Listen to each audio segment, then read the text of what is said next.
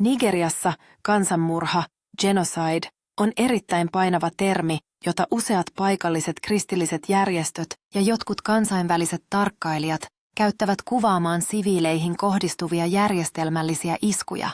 Huhtikuussa 2026 tilanne on kärjistynyt entisestään. Helmikuussa 2026 Kwaran osavaltiossa tapahtui isku, jossa kuoli lopulta yli 200 ihmistä. Osavaltion kuvernööri kutsui tapahtumaa nimenomaan kansanmurhaksi sen raakuuden ja tarkoituksellisuuden vuoksi. Aseistetut joukot piirittivät 2 kirkkoa Arikossa.